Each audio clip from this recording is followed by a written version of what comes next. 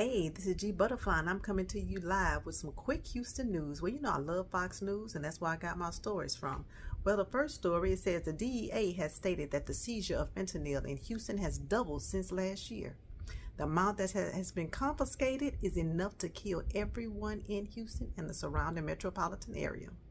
Fentanyl is a man-made opioid that is suggested to be manufactured in Mexico. I don't know how true that is, and I'm really not trying to find out, but that's what they say.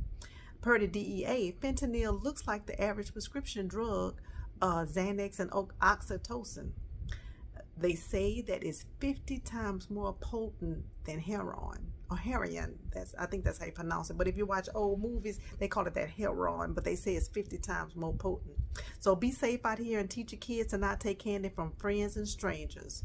That goes for you adults that like to borrow your friends and your family's pain meds. I suggest you not do it so you don't get a hold of no fentanyl.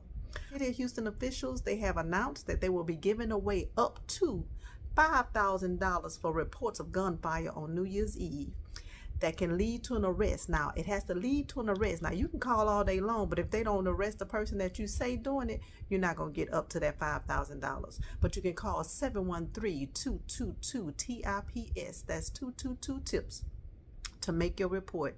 The police chief here in Houston, his name is Troy Finner. He said that the city wants to put an end to all of this unnecessary shooting because when the bullets go up, guess what? They have to come down. So discharging a firearm is also a Class A misdemeanor and carries a fine of $4,000 and up to 1 year in jail. So this is a reminder that fireworks are also illegal in the city. So if you know that your Uncle Boo Ray shoots his gun on New Year's Eve, you might want to tell him to wait and do it after the first. Just joking. Tell him don't shoot it at all.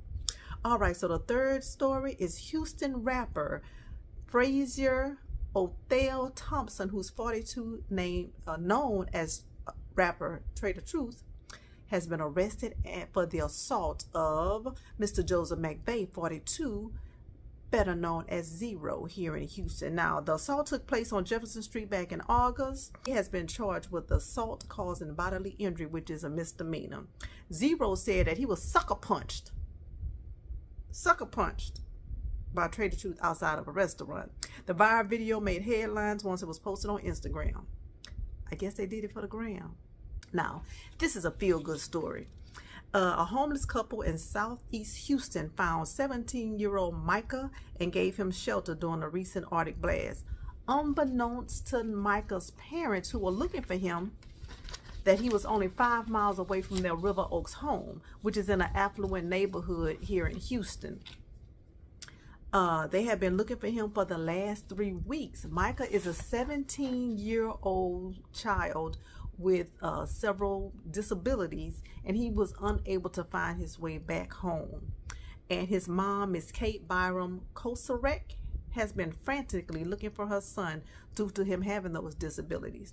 Kate said that a neighbor who was aware of her son's disappearance sent her a text of who he thought was her son. When she looked at it, she said, "Yes, that's my son," and she frantically ran out to find him in Southeast Houston, and she picked him up. Now, he was healthy and had been taken care of by a homeless couple. Can you imagine? A homeless couple took care of Micah and took him into their tent and gave him clothes to wear and shelter. Now, remember, last week it was freezing here in Houston down to the teens. And they didn't know who he was, but they knew that he needed help. The couple is asking that their identity remain anonymous. So this just lets you know that there are still angels in the world. Found on the 28th of December, which was 3 days before his 18th birthday. So with that being said, this is G Butterfly on some quick Houston news, and I'll talk to you later. Bye.